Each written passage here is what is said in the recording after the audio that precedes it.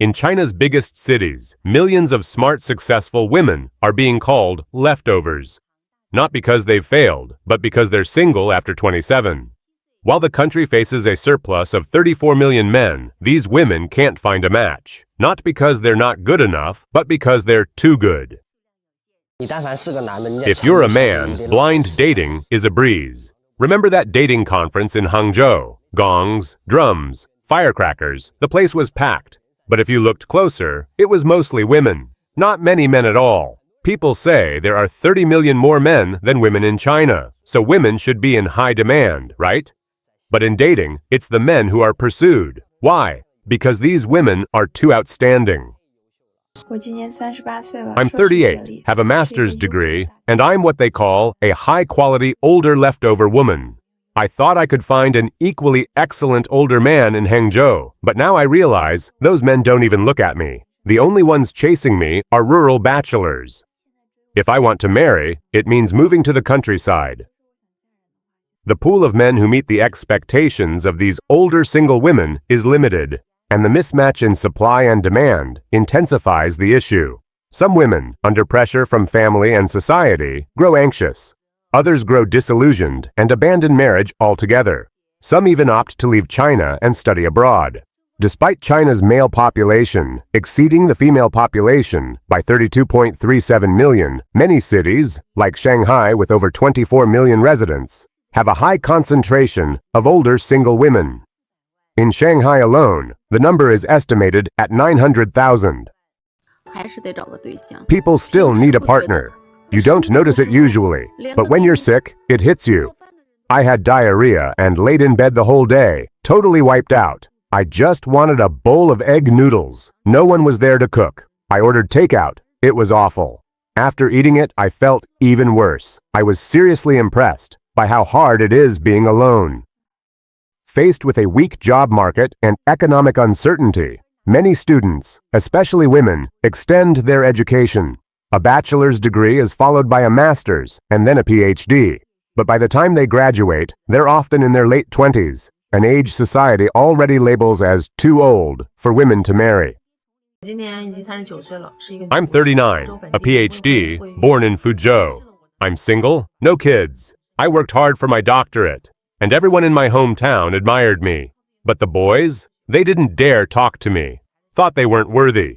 I moved from the countryside to the big city. I can't marry an uneducated man or go back to live in the village.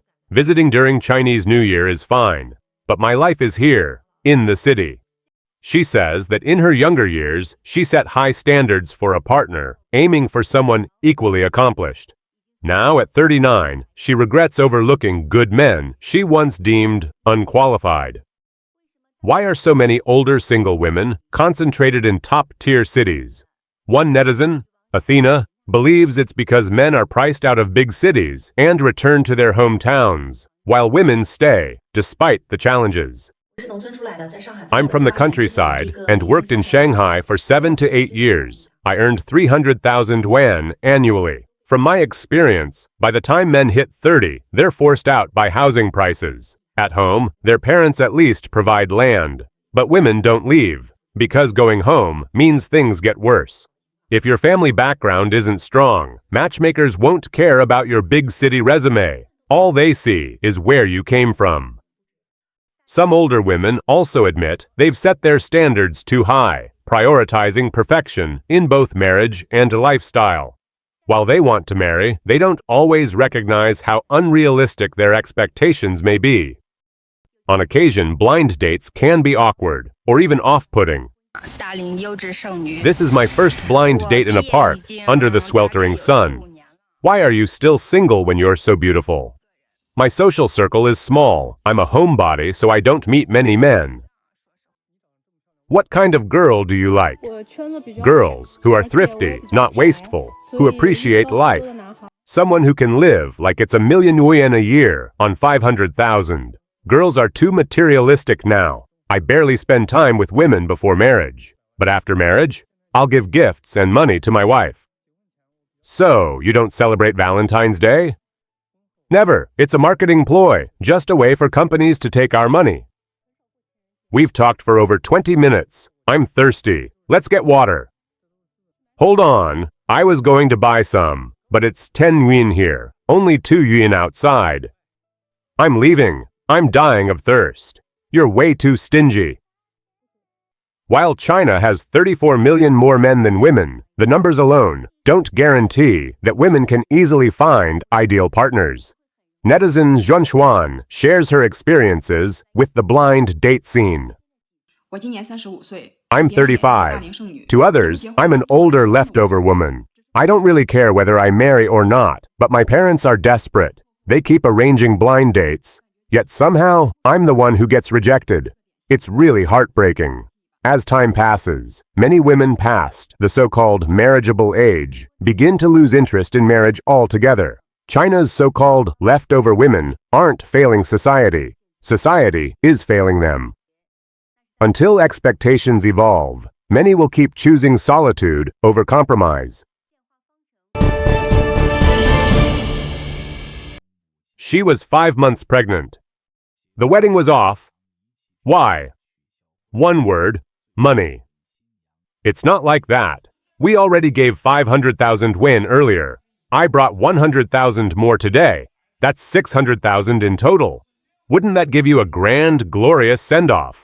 You're marrying far away. Once you leave, you're theirs. Who's going to take care of us in our old age? Give you an extra 100,000 and ignore myself? But we'll come back to visit every year. Every year? You can't even care for me day by day, and you say every year? I came all the way here today, just short of that 100,000, and this is the talk I get? I came all the way here. If it's 100,000 more, I'll bring 4 families to fetch her. You think she's some bargain bin bride marrying him? Hell no, I won't do this wedding. What kind of marriage is this? Can't even get the bride into the car by noon. These scenes, explosive, painful, are becoming alarmingly common across the nation. In today's China, love stories aren't always broken by betrayal. Sometimes they're broken by the bride price. What was once a symbol of commitment has turned into a costly transaction, tearing families apart and turning weddings into battlegrounds. In this case, the woman was already over 5 months pregnant, but during the marriage negotiations, her mother repeatedly raised the price. The groom, unable to keep up, walked away. Even when the bride begged on her knees and admitted fault, he refused to proceed. We were truly in love, she cried. My family initially asked for 88,000 yuan, but agreed to settle for 50,000. The invitations had already gone out, but now he says it's off. His side explained, my dad has cancer, and my mom is his caregiver. I'm the only one working. I've borrowed over 100,000 yuan already. I just wanted a simple wedding, but then came demands for gold jewelry, appliances, and even a second wedding ceremony in her hometown. These emotionally charged moments replay across the country like tragic sitcom reruns. In another wedding, just as the bride arrived at the hotel, she demanded 88,000 yuan to get out of the car. The groom snapped. Your mom said the car should be in your name. I agreed. The house? Also your name? Fine. The day before the wedding, you wanted another 100,000 yuan. I borrowed it. Then today, as soon as you got in the car, you said, add 100,000 more. We arrive at the hotel, and you won't get out unless I pay 88,000. I've done everything I could, but I can't afford you. You don't want a husband, you want a lapdog, and I'm not one. We end this here. Bride price, once a symbolic gesture of goodwill, has become a flashpoint, a tradition turned into a transaction, a ritual warped into ransom, last-minute demands, greedy parents, emotional blackmail dressed as custom. Weddings are breaking under the weight of it all. In sort of top 10 bride price excuses, would you fall for these? 1. It's tradition. An arranged marriage doesn't mean it still makes sense. You don't get to keep only the parts of tradition that come with a cash bonus. 2. It's for my security. What if you take the money and disappear? Where's his security in all this? 3. It proves he's serious. Money proves money. A couple building a life together, splitting bills, buying a home, that's commitment. 4. It's my parents' idea, not mine. Yet you never speak up for your partner. The check goes to your family, but the relationship takes the hit. 5. My parents would feel disrespected.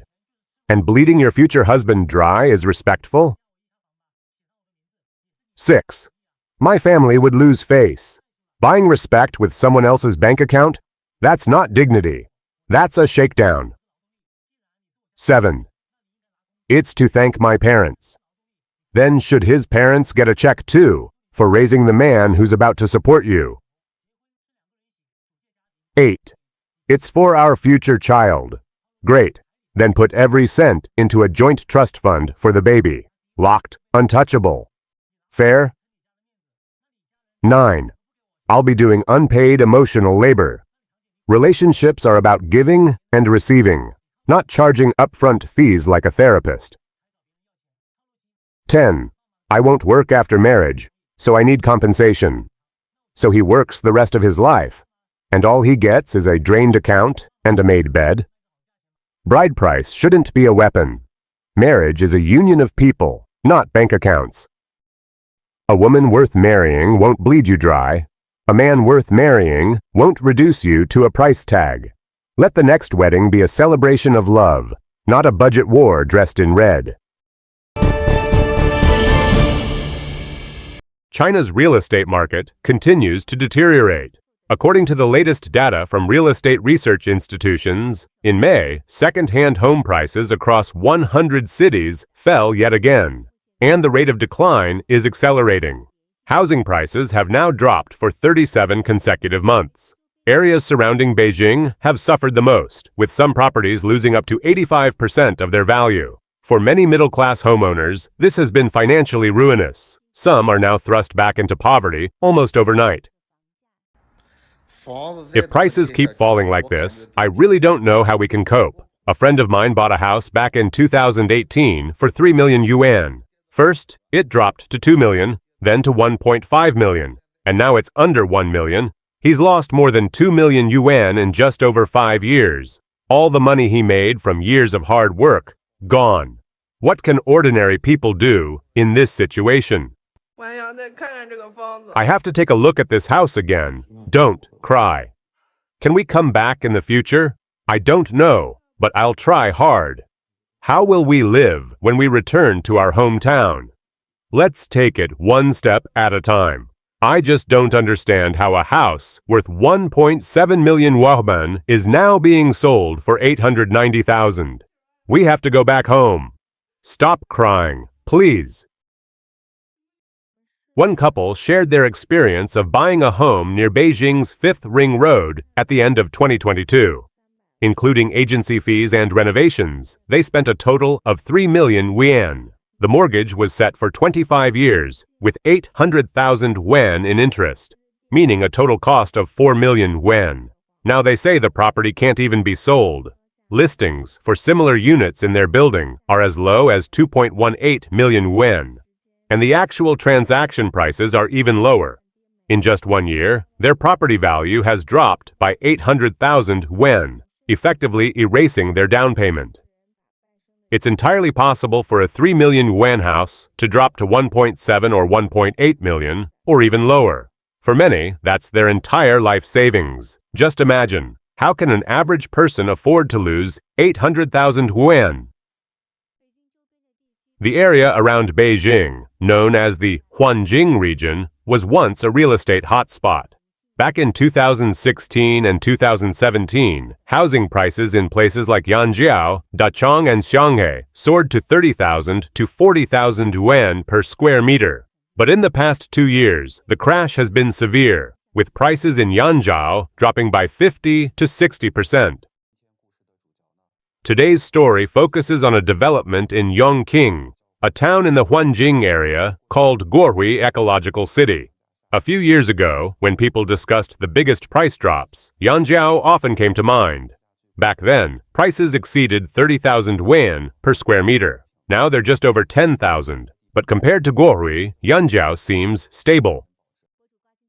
The blogger Guojun explained that Guohui Ecological City is located between Beijing and Tianjin. about 70 kilometers from Beijing and 80 kilometers from Tianjin.